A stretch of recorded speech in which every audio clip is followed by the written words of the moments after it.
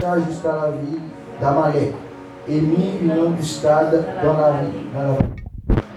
Il dit aux Kéniens, allez, retirez-vous, sortez-vous du milieu d'Amalek, afin que je ne vous fasse pas périr avec lui, car vous avez eu de la bonté pour tous les enfants d'Israël, lorsqu'ils montèrent d'Égypte, et les Kéniens se retirèrent du milieu d'Amalek. Saül bâtit Amalek depuis Havila jusqu'à Shur. Il est en face de l'Égypte. Il prit vivant Agag, roi d'Amalek, et il dévoie par interdit tout le peuple en le passant au fil de l'épée. Mais Saül et le peuple épargnèrent Agag, et les meilleures brebis, les meilleurs bœufs, les meilleures bêtes de la seconde portée, les agneaux gras et tout ce qu'il y avait de bon. Ils ne voulurent pas le dévouer par interdit, et ils dévouèrent seulement tout ce qui était méprisable et chétif. L'Éternel adressa la parole à Samuel et lui dit, je me répands d'avoir établi Saül pour roi, car il se détourne de moi, et il n'observe point mes paroles. Samuel fit irriter, et il cria à l'Éternel toute la nuit. Il se leva de bon matin pour aller au-devant de Saül. Et on vint lui dire, Saül est allé à Carmel, et voici, il s'est érigé un monument, puis il s'en est retourné, et passant plus loin, il est descendu à Gilgal. Samuel se rendit auprès de Saül, et Saül lui dit, sois béni de l'Éternel. J'ai observé la parole de l'Éternel. Samuel dit, qu'est-ce donc ce bêlement de brebis qui parvient à mes oreilles, et ce mugissement de bœufs que j'entends? Saül répondit, ils les ont amenés de chez les Amalécites, parce que le peuple a épargné les meilleures brebis, les meilleurs bœufs, afin de les sacrifier à l'Éternel, ton Dieu. Et le reste, nous l'avons dévoué par interdit. Samuel dit à Saül, arrête, je t'ai que l'Éternel m'a dit cette nuit. Et Saül lui dit, pas. Samuel dit, lorsque tu étais petit à tes yeux, n'es-tu pas devenu le chef des tribus d'Israël? Et l'Éternel ne t'a-t-il pas loin pour que tu sois roi sur Israël?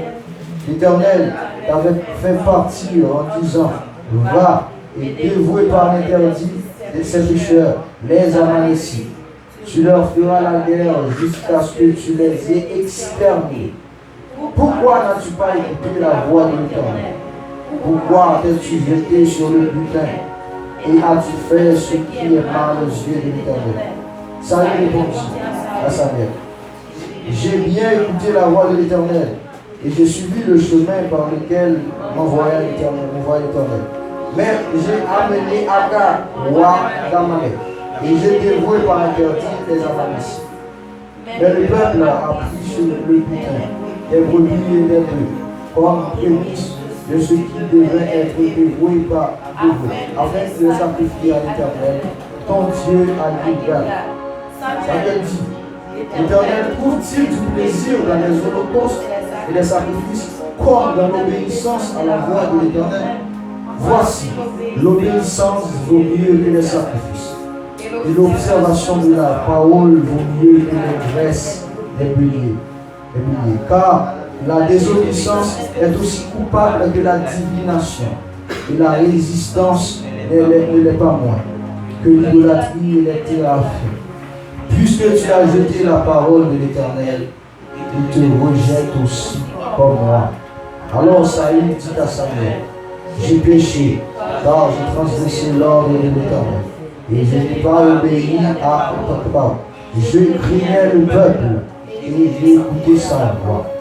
Maintenant, je te prie, pardonne mon péché, reviens avec moi, et je me prosternerai devant l'Éternel.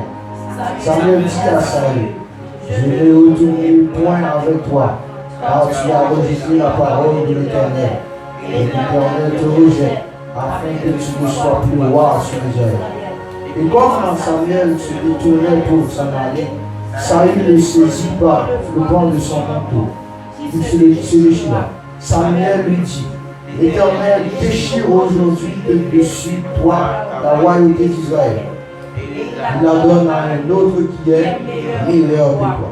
Celui qui est la force d'Israël ne ment point et ne se répand point, car il n'est pas un homme pour se repentir. Saül me dit encore, j'ai péché maintenant. Je te prie, honore-moi, en présence des anciens de mon peuple et en présence d'Israël. Reviens avec moi et je me prosternerai devant l'Éternel, ton Dieu. Samuel retourna et suivit Saül, et Saül se prosterna devant l'Éternel. Puisque Samuel dit, aïe, roi d'Amalek, et Agag s'avance vers lui d'un air joyeux. Il disait, certainement la torture de la mort est passée. Samuel dit, de même que ton épée a privé les femmes de leurs enfants, ainsi ta mère contre les femmes sera privée d'un fils. Et Samuel mit Agag en pièces devant l'Éternel en Juda. Samuel partit pour Rama, et Saül monta dans la maison de Saül. Samuel n'alla plus voir Saül jusqu'au jour de sa mort. Car Samuel pleurait sur Saül, parce que l'Éternel se repentait d'avoir établi Saül roi d'Israël. Dieu béni, nous avons une lecture là, nous avons béni encore. Le sujet, c'est une campagne pour méditation. Comment ça, c'est en question. As-tu obéi à ce que l'Éternel a dit? Tu déjà comprendre peut-être ça dans ta prière, dans Samuel 15 ans. La question vient pour vous et pour peut-être en tout. Vous avez appris, c'est peut-être en tout, parce que en Bible, bon. C'est l'esprit qui a parlé. En attendant, l'esprit a édifié. As-tu obéi à ce que l'Éternel a dit? Les rapides, nous parlons d'obéissance. Mais nous, l'obéissance, et m'a précisé l'obéissance à Dieu. Et pas l'obéissance à ses parents, mais nous préciser l'obéissance à Dieu. Nous avons dit l'obéissance à Dieu, c'est une plus grosse action que Dieu attend pour faire force obéir. Est-ce que vous entendez ça bien? Nous définissons l'obéissance comme ça. C'est une plus gros bagage que Dieu attend pour faire de vous ça obéir. Et tout de suite, je prends quelques exemples à voir au pouvoir de la Bible. La Bible confirme ça. Dans Abraham et dans Genèse chapitre 12, Genèse chapitre 12, je vais bien rapidement. Ok, Genèse chapitre 12. L'Éternel dit à Abraham, l'Éternel dit à Abraham, va-t'en de ton pays, de ta patrie et de la maison de ton père, dans le pays que je te montrerai. Je ferai de toi une grande nation et je te bénirai. Je rendrai ton nom grand et tu seras une source de bénédiction. Dans verset 3, je bénirai ceux qui te béniront et je maudirai ceux qui te maudiront. Et toutes les familles de la terre seront bénies à toi. Il dit un 4 là, Abraham partit comme l'Éternel le lui avait dit. Et l'eau partit avec lui, Abraham était âgé au cela. Abraham partit comme l'Éternel lui avait dit. Et nous connaissons bien déjà qui est-ce qu'Abraham.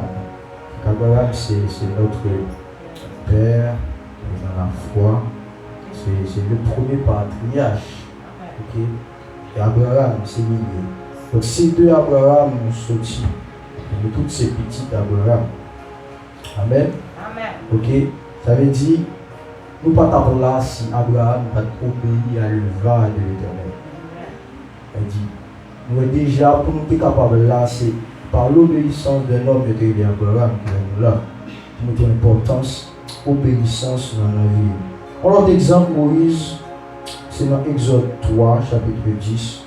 Exode 3, chapitre 10. Exode 3, Exode chapitre 3. le verset 10, 13, je crois. C'est ça. Dieu parlait à Moïse, il a dit dans verset 10 là, maintenant, va, je t'enverrai auprès de Pharaon, et tu feras sortir d'Égypte mon peuple, les enfants d'Israël. Moïse dit à Dieu, qui suis-je pour aller vers Pharaon et pour faire sortir d'Égypte les enfants d'Israël? Dieu dit, je serai avec toi, et ceci sera pour toi le signe que c'est moi qui t'envoie. Quand tu auras fait sortir d'Égypte le peuple, vous servirez Dieu sur cette montagne. Moïse dit à Dieu, j'irai donc vers les enfants d'Israël, et je leur dirai, le Dieu de vos pères m'envoie vers vous.